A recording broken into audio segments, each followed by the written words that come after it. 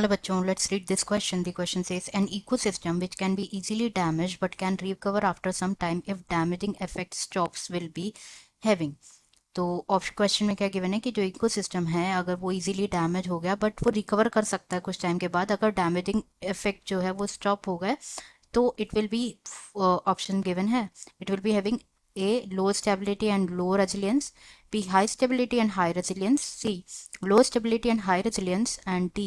High stability and low resilience. तो यहाँ पे की कॉन्सेप्ट की अगर हम बात करें यहाँ पे, तो जो की कॉन्सेप्ट इस क्वेश्चन में यूज किया गया दैट इज इकोसिस्टम। इकोसिस्टम, तो जो इकोसिस्टम होता है ये इंक्लूड करता है क्या, it includes both biotic and abiotic factors, biotic and abiotic factors. तो बायोटिक जो होते हैं जैसे कि plants, animals, fungi, bacteria, and ये कुछ एग्जांपल्स हो गए बायोटिक जो कि लिविंग होते हैं, animals, plants, etcetera. And abiotic factors की अगर हम बात करें तो जैसे soil, soil is the abiotic factor, मतलब जितने भी नॉन लिविंग फैक्टर्स होते हैं वो आते हैं अबायोटिक फैक्टर में, और जितने भी लिविंग फैक्टर्स होते हैं वो आते हैं बायोटिक फैक्टर में। तो जो इकोसिस्टम होता है वो अफेक्टेड होता है मेनली बाय 3 फैक्टर्स से अफेक्ट होता है। पहला होता है बायोटिक, सेकेंड होता है अबायोटिक, एंड थर्ड होता है human activities, human activities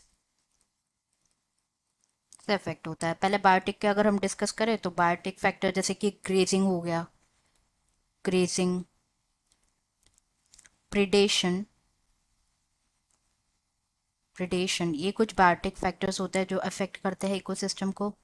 abiotic factors की अगर हम बात करें तो जैसा पीएच हो गया, टेम्परेचर हो गया, ये कुछ अबायोटिक फैक्टर्स हो गए। टेम्परेचर, तो जो लेस स्टेबल इकोसिस्टम होता है वो इजीली अफेक्ट होता है by this factors. And resilience का मतलब अगर हम देखें कि रेजिलियंस क्या होता है, तो resilience is refers to the repair of the particular, repair of the particular ecosystem, particular ecosystem. तो जो स्टेबिलिटी होती है इकोसिस्टम की वो डिपेंड होती है, अब हम देखें तो जो स्टेबिलिटी होती है किसी भी इकोसिस्टम की वो डिपेंड होती है किस पे, स्पीशीज डाइवर्सिटी पे, स्पीशीज डाइवर्सिटी पे, कॉम्प्लेक्सिटी ऑफ फूड वेव्स पे, कॉम्प्लेक्सिटी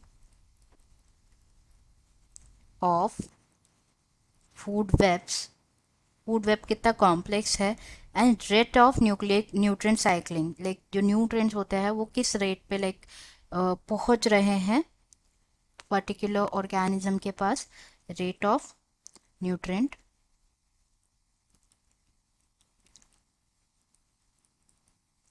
साइकिलिंग।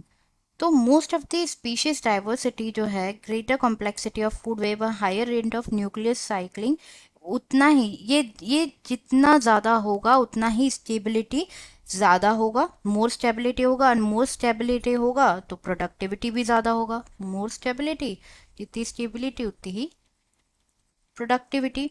अगर इकोसिस्टम इजीली डैमेज हो जाता है विच मीन्स जो है स्टेबिलिटी काफ़ी लो है, फॉर एग्जाम्पल मैन मेड और आर्टिफिशियल इकोसिस्टम जो होते हैं, आर्टिफिशियल इकोसिस्टम,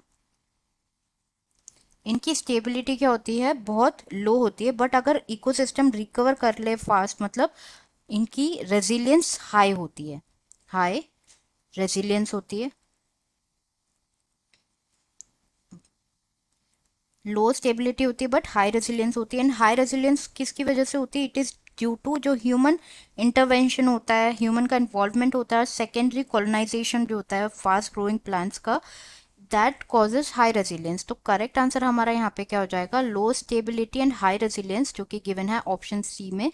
रिमेनिंग ऑप्शंस जो है इनकरेक्ट है। फर्स्ट में गिवन है लो स्टेबिलिटी, लो रेजिलियंस नहीं होते, हाई रिपेयरिंग पावर होते हैं, इसलिए इनकरेक्ट है। हाई स्टेबिलिटी नहीं होती, लो स्टेबिलिटी होती है, तभी तो वो आसानी से डैमेज हो जाता है। Not high stability, correct answer हो जाएगा C, low stability and high resilience. Answer is C, low stability and high resilience. I hope you understood it well. Best of luck.